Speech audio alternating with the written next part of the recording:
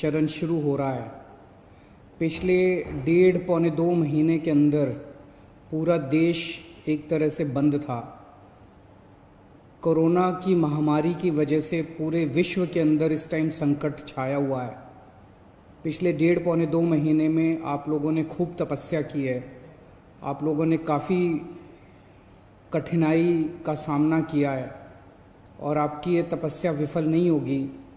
मुझे पूरा यकीन है कि कोरोना की महामारी से हम सब लोग मिलके इसका सामना कर रहे हैं और इस पे हम लोग जीत हासिल करेंगे।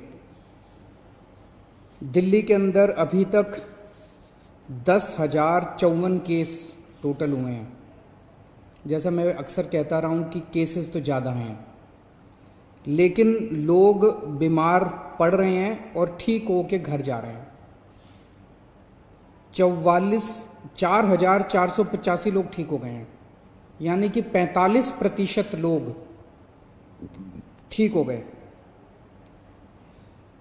160 लोगों की मौत हो गई कोरोना की वजह से।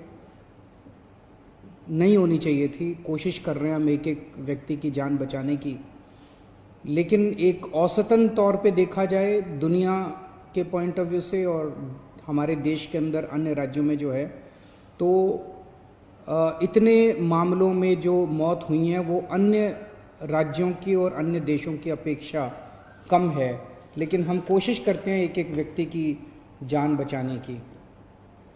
अब कोरोना अगले 1-2 महीने में तो ख़त्म नहीं होने वाला। जब तक इसकी वैक्सीन नहीं आएगी तब तक ख़त्म नहीं होने वाला। तो जैसा मैं कई बार अक्सर कहता रहा हूँ कि कोरोना के साथ अब अपने को अपनी ज़िंदगी चलाने की आदत डालनी पड़ेगी। कोरोना भी रहेगा और अपनी ज़िंदगी भी चलेगी।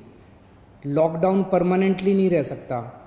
1.5-2 महीने जो लॉकडाउन रहा, इस समय का हम सब लोगों ने, दिल्ली सरकार ने अपनी तैयारियां करने के लिए इस समय का इस्तेमाल किया। जब कोरोना आया था भारत में, हमारी बिल्कुल तैयारियां नहीं थी। हमारे पास टेस्टिंग किट नहीं थे, हमारे पास अस्पताल नहीं में इसका इंतज़ाम नहीं था, हमें पता नहीं था कोरोना में क्या क्या तैयारियां करनी है।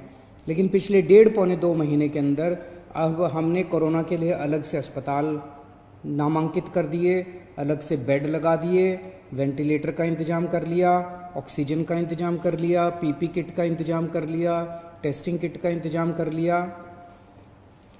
अब हमें अपनी अर्थव्यवस्था को धीरे धीरे खोलने की दिशा में बढ़ना है। एकदम से भी नहीं खोल सकते, अब धीरे धीरे हमें खोलने की दिशा में बढ़ना है। कल केंद्र सरकार ने इस बारे में कुछ गाइडलाइंस जारी की हैं।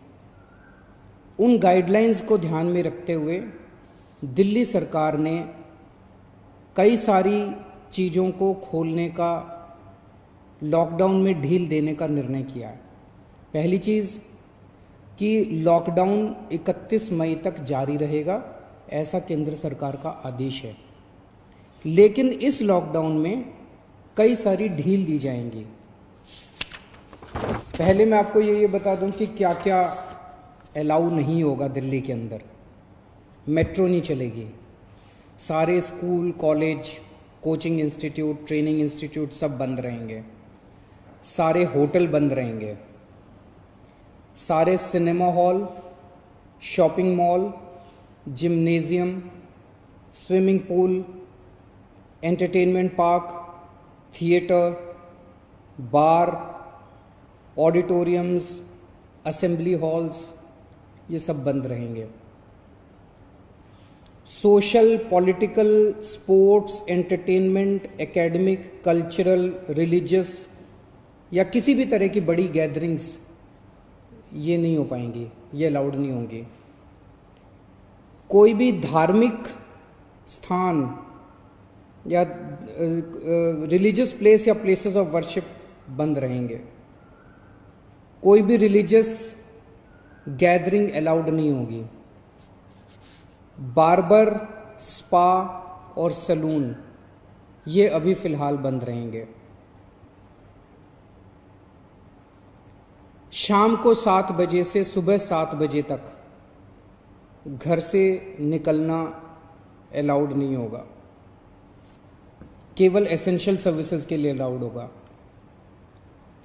65 साल से ऊपर की उम्र के लोग, 10 साल से छोटे बच्चे, प्रेग्नेंट महिलाएं और जिन लोगों को दूसरी बीमारियां हैं जैसे डायबिटीज़, दिल की बीमारी, ऐसे लोग का घर से निकलना वर्जित होगा, क्योंकि इन लोगों के लिए कोरोना जानलेवा साबित होता है। रेस्टोरेंट्स को खुलना अलाउ होगा, लेकिन वहां बैठ के खाना अलाउड नहीं होगा, केवल रेस्टोरेंट्स में होम डिलीवरी अलाउ होगी। स्पोर्ट्स कॉम्प्लेक्स और स्टेडियम ये खोल दिए जाएंगे, लेकिन यहां किसी भी मैच के दौरान दर्शक अलाउड नहीं होंगे। ट्रांसपोर्टेशन को खोला जा रहा है, तो auto rickshaw, e rickshaw, cycle rickshaw ये अलाउड होंगे, लेकिन केवल एक पैसेंजर। टैक्सी, कैब्स ये अलाउड होंगे, लेकिन केवल 2 पैसेंजर्स। ग्रामीण सेवा, फटफट सेवा, इको फ्रेंडली सेवा ये अलाउड होंगे, लेकिन केवल 2 पैसेंजर्स।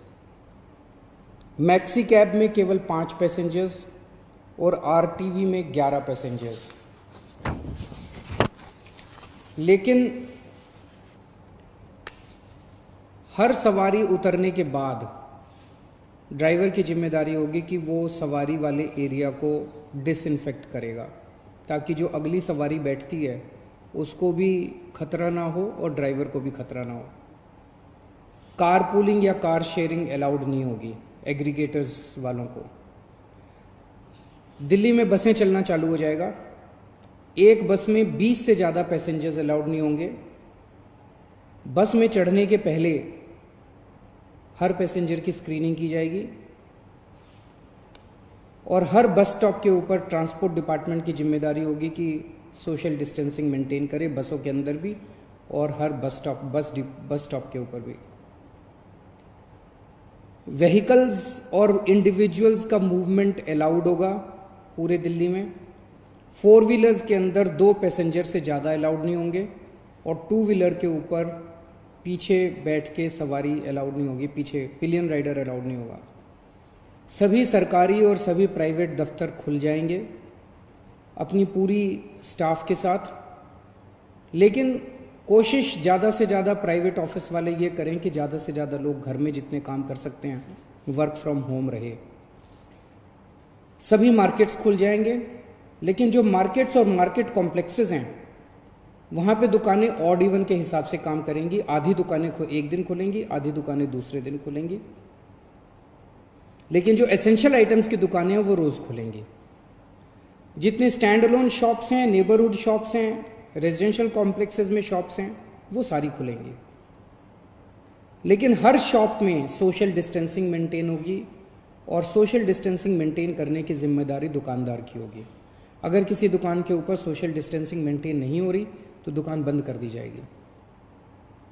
जितने इंडस्ट्री है सारी इंडस्ट्री खोली जाएगी, लेकिन इनके टाइमिंग्स को थोड़ा सा स्टैगर कर दिया गया है भीड़ को रोकने के लिए। कंस्ट्रक्शन एक्टिविटीज शुरू की जा रही हैं, लेकिन कंस्ट्रक्शन एक्टिविटीज में केवल दिल्ली में रहने वाले जो वर्कर्स हैं वही अलाउड होंगे। अभी ट्रांस बॉर्डर वर्कर्स अभी लाना, बाहर से वर्कर्स को अभी लाके वो अलाउड नहीं होगा। शादी के लिए केवल 50 गेस्ट्स अलाउड होंगे और उसमें सोशल डिस्टेंसिंग मेंटेन की जाएगी। फ्यूनरल के लिए केवल 20 लोग अलाउड होंगे और उसमें सोशल डिस्टेंसिंग मेंटेन की जाएगी। कंटेनमेंट जोन्स के अंदर किसी भी किस्म की कोई एक्टिविटी अलाउड नहीं होगी एसेंशियल सर्विसेज को छोड़ के। इंटरस्टेट पिछले कुछ दिनों में देखा गया कि बॉर्डर के ऊपर नर्सेज को, डॉक्टर्स को रोक दिया गया। केंद्र सरकार ने भी ये आदेश दिए हैं कि बॉर्डर के ऊपर डॉक्टर्स को, मेडिकल प्रोफेशनल्स को, नर्सेज को, पैरामेडिकल स्टाफ को, सैनिटेशन पे काम करने वालों को, एम्बुलेंस को, इनको बिना रोक टोक के अलाउ किया जाएगा। और बॉर्डर के ऊपर इंटरस्टेट मूवमेंट के लिए गुड्स और कार्गो के ट्रक्स जो हैं, चाहे वो खाली ट्रक हों चाहे सामान से भरे हुए हों, उनको सबको अलाउ किया जाएगा। और सबसे ज़रूरी है कि मास्क पहन के निकलना अनिवार्य है, सबको मास्क पहने रहना ज़रूरी है और सोशल डिस्टेंसिंग हर जगह मेंटेन करना ज़रूरी है। और बार बार जितनी बार हो सके आप अपने हाथ अच्छे से सैनिटाइज़र से या साबुन से धोते रहिए। अपना ख्याल रखिए, अपने परिवार का ख्याल रखिए। बड़ा कठिन समय है, लेकिन मुझे पूरी उम्मीद है जिस तरह से आपने पिछले 2 महीने में तपस्या की है, आपकी तपस्या ये बेकार नहीं जाएगी और हम सब लोग मिलके कोरोना से जीत पाने में कामयाब होंगे। नमस्कार।